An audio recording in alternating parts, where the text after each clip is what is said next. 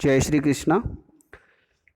English वाले आचार्य portal पे आप सभी का स्वागत है। मैं आचार्य डीवी सिंह आपके साथ आज एक नए टॉपिक टेंस के साथ उपस्थित हूँ और मेरा छोटा सा प्रयास ये है कि आपको टेंस बड़े आसानी से समझ आएंगे। तो देखिए, हम इसमें पहले बात करेंगे टेंस की।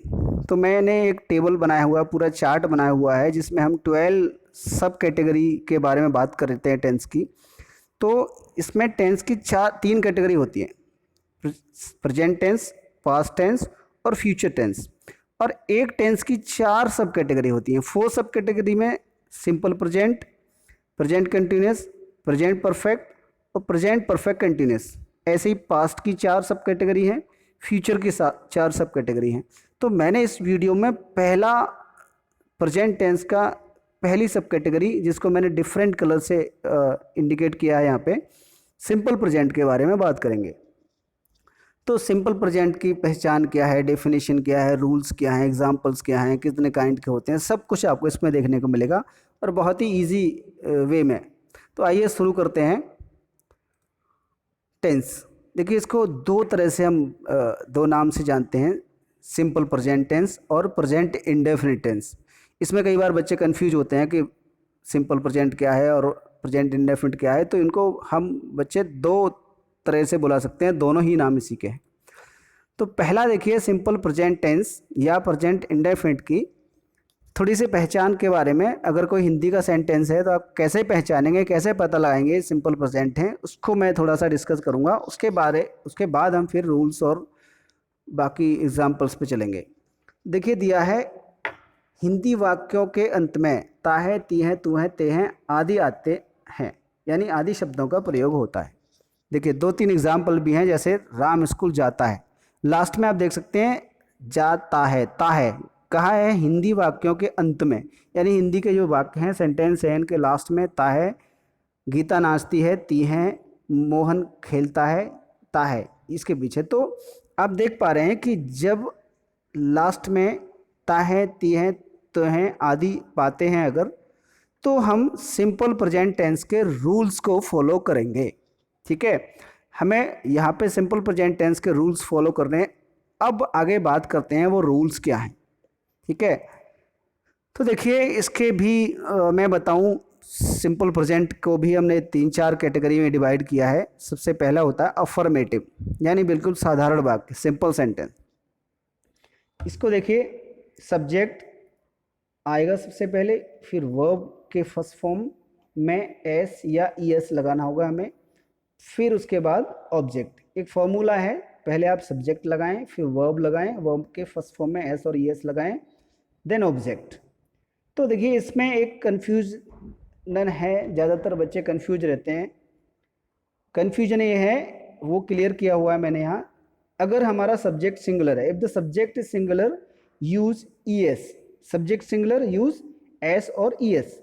If the subject plural there is no need to use S और ईएस। देखिए यहाँ पे क्रॉस लगाया हुआ है, अगर सब्जेक्ट प्लूरल है तो एस और ईएस लगाना है ही नहीं। आप समझ पा रहे हैं, सब्जेक्ट सिंगुलर है तो एस और ईएस लगाएं, सब्जेक्ट प्लूरल है तो एस ईएस नहीं लगानी। अब एक कन्फ्यूजन और है यहाँ पे, वो भी हम थोड़ा सा आगे क्लियर करेंगे। हम अभी पहले सब्जेक्ट प्लूरल सिंगुलर क्या है वो देखते हैं। एक टेबल है छोटी सी, फर्स्ट पर्सन आई और वी, आई सिंगुलर में काउंट होता है, वी प्लूरल में, यू सेकंड पर्सन, यू देखिए सिंगुलर भी होता है प्लूरल भी होता है। हम जैसे किसी एक की बात कर रहे हैं, है ना, तो यू, और यही बहुत सारों की बात कर रहे हैं, जैसे सारे क्लास को you, all of you stand up, तो सारे स्टूडेंट के लिए यू बोल दिया। तो जहाँ सिंगुलर की बात कर रहे हैं तो यू सिंगल होता है, और बहुत सारों की बात कर रहे हैं तो यू वहाँ पे यूज होता है। थर्ड पर्सन में he, she, it, girl, boy, man, many more भी हो सकते हैं। इसमें प्लूरल देखें थर्ड पर्सन में दे, है ना, और बॉयज़, गर्ल्स, इसके अलावा भी और सारे हो सकते हैं जो हम नाउन में सिंगुलर प्लूरल बनाना सीखे थे। तो मेन हमने यहाँ पे जो बात की है सब्जेक्ट सिंगुलर, यहाँ पे सिंगुलर और प्लूरल दोनों ही दर्शाने की कोशिश की है थोड़ा सा। इसके बाद आते हैं, एक कन्फ्यूजन और रहता है कि एस लगाएं या ई एस लगाएं। देखिए ये क्लियर है कि अगर सब्जेक्ट सिंगुलर है तो हमें एस या ई एस लगानी है। अब कन्फ्यूजन ये है कि एस लगाएं या ई एस लगाएं, ठीक है। तो ये बहुत ही कन्फ्यूजन वाला है, मैंने कोशिश की है इसको क्लियर करने की। देखिए, देखें, if the last word of verb, कोई भी आप वर्ब देखते हैं उसका लास्ट वर्ड ओ हो, एस एच हो, सी एच हो, डबल एस हो या एक्स हो, इनमें से कोई भी लास्ट वर्ड है तो हमें ई एस लगाना है और बाकी सभी के साथ ओनली एस लगाना है। देखिए क्लियर करते हैं, यहाँ पे कुछ वर्ब्स के एग्जाम्पल ले रखे हैं। गो, लास्ट वर्ड क्या है? ओ, ओ हमारे टेबल में है तो ई एस लगेगा, गोज। वॉश, एस एच है यहाँ पे, ई एस लगेगा, वॉश। वॉन्ट, टी कहीं देख पा रहे हैं आप, लास्ट वर्ड टी इसमें नहीं है तो क्या लगेगा? Only S, wants. मिक्स, इसमें है एक्स, है लास्ट वर्ड एक्स तो क्या लगेगा? E S. ऐसे ही प्ले, लास्ट वर्ड वाई यहाँ पे कहीं नहीं है तो खाली एस लगेगा। कैच, सी एच इसमें है मीन्स ई एस लगेगा। रीड, डी लास्ट वर्ड है, कहीं है नहीं है ना तो क्या? ओनली एस लगेगा। ऐसे ही क्रॉस, डबल एस, क्रॉसेस। तो ये मैं समझता हूँ बहुत ही अच्छा फॉर्मूला होता है। ओनली हमें 5 कुछ लेटर्स याद करने होते हैं, इनके याद करने के बाद ही हमें पता चल जाता है एस लगाना है या ई एस लगाना है। अब देखिए कुछ एग्जाम्पल्स देख लेते हैं इसके। आई राइट अ लेटर, आई यहाँ पे, और write a letter. She does her work, she singular में है, और डू का लास्ट वर्ड था ओ। देखिए सी सिंगुलर है, शी, तो हमें पता चल रहा है कि सब्जेक्ट सिंगुलर है तो हमें एस और ई एस लगाना है ना। तो क्या लगाया हमने? E S. You, you plural है ना तो ई एस लगाना है ना एस लगाना है। You run very fast. He works hard, he singular है, एस और ई एस लगाना है तो एस लगाएं या ई एस, वो के है उस टेबल में नहीं है तो works hard, only S. We sleep in the room, we sleep in the room, we plural है ना एस लगाएंगे ना ई एस लगाएंगे। They beat their brother, they plural है ना एस लगेगा ना ई एस लगेगा। I play football, she goes to market. तो आपने कुछ एग्जाम्पल्स देखे, आगे चलते हैं। इसी का नेगेटिव, नेगेटिव सेंटेंस में सब्जेक्ट डू नॉट या डज नॉट, वर्ब का फर्स्ट फॉर्म प्लस ऑब्जेक्ट। देखिए सब्जेक्ट सिंगुलर है तो डज नॉट लगाना है, सब्जेक्ट प्लूरल है तो डू नॉट लगाना है। यहाँ पे आप देख पा रहे हैं कि वर्ब में एस और ई एस नहीं है, खाली वर्ब का फर्स्ट फॉर्म यूज़ किया हुआ है। तो हम इसमें देखें कि वो ई एस कहीं गया नहीं है, आज भी हमारे साथ है। पहले भी सब्जेक्ट सिंगुलर के साथ एस और ई एस लग रहा था, अभी भी डज लग रहा है, मीन्स वो ई एस अभी भी हमारे साथ है। डज कोई वर्ड नहीं होता, डू वर्ड होता है, उसको ई एस यूज़ करना है इफ द सब्जेक्ट सिंगुलर। कुछ एग्जाम्पल्स देख लेते हैं इसके। I do not write a letter, she does not do her work, you do not run very fast, he does not work hard, we do not sleep in the room, they do not feed their brother, I do not play football, she does not go to market।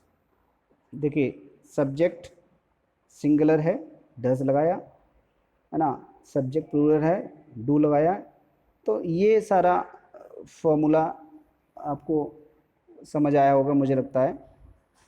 अब बात करते हैं interrogative. Interrogative दो तरह के हमने यहाँ indicate किए हैं, फर्स्ट टाइप और सेकेंड टाइप।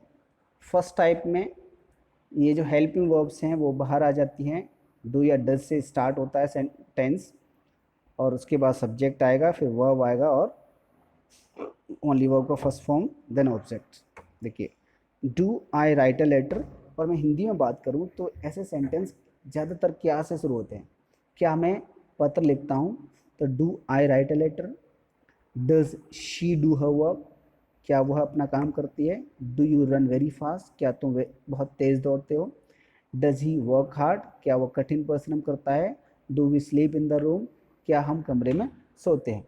तो क्या से स्टार्ट होने वाले जो सेंटेंस होते हैं उनको किसी भी सेंटेंस में आप देखेंगे, किसी भी टेंस में देखेंगे, हेल्पिंग वर्ब्स को बाहर लेके यूज करते हैं। इसका नेगेटिव देखिए थोड़ा सा चेंज है, बहुत ज़्यादा चेंज नहीं किया हमने। डू या डज वही है, सेम सब्जेक्ट वही है, और सब्जेक्ट के तुरंत बाद नोट लगा देना, वही इंट्रोगेटिव का नेगेटिव बना रहे हैं। फिर वर्ब का फर्स्ट फॉर्म देन ऑब्जेक्ट। और ये को पहले नहीं मैंने डिस्कस किया है, सबसे इम्पोर्टेंट थिंग होती है लास्ट में क्या आएगा, question mark. Do I not write a letter, does she not do her work, do you not run very fast, does he not work hard, do we not sleep in the room. देखिए आप, इसमें सब में last में question mark use किया गया है। और इसको देखें, क्या मैं अपना काम क्या मैं पत्र नहीं लिखता हूँ, does she not do her work, क्या वह अपना काम नहीं करती है, do you not run very fast, क्या तुम बहुत तेज़ नहीं दौड़ते हो, does he not work hard, क्या वो कठिन परिश्रम नहीं करता है, do we not sleep in the room, क्या हम कमरे में नहीं सोते हैं। अगला देखिए इंट्रोगेटिव सेकेंड टाइप, इसका थोड़ा सा समझने की ज़रूरत है। WH फैमिली क्वेश्चन वर्ड, फिर डू या does, then subject, then not, then verb का फर्स्ट फॉर्म, देन ऑब्जेक्ट। देखिए नेगेटिव अगर है तो नॉट लगाएंगे, वरना नहीं लगाएंगे। ये पूरा फॉर्मूला हमने दिखाया है अफर्मेटिव, इसका इंट्रोगेटिव खाली इंट्रोगेटिव का भी है और इंट्रोगेटिव नेगेटिव है। अब कन्फ्यूजन है WH फैमिली वर्ड्स क्या होते हैं, इसमें थोड़ा सा बताएं। WH फैमिली वर्ड W या H से स्टार्ट होने वाले क्वेश्चन वर्ड, कुछ एग्जाम्पल्स दे रखे हैं हमने यहाँ पे, what, where, why, when, how, whom, whose, which, whose, etcetera. तो ये ऐसे कुछ वर्ड, क्वेश्चन वर्ड जो W या H से स्टार्ट होते हैं, उनको हम WH फैमिली के अंदर रखते हैं।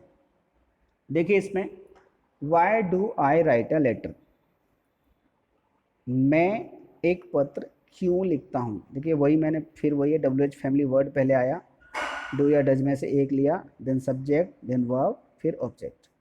When does she do her work, वो अपना काम कब करती है, तो वही WH फैमिली वर्ड से लिया, डू या डज में से कोई एक, सब्जेक्ट, देन वर्ब और ऑब्जेक्ट।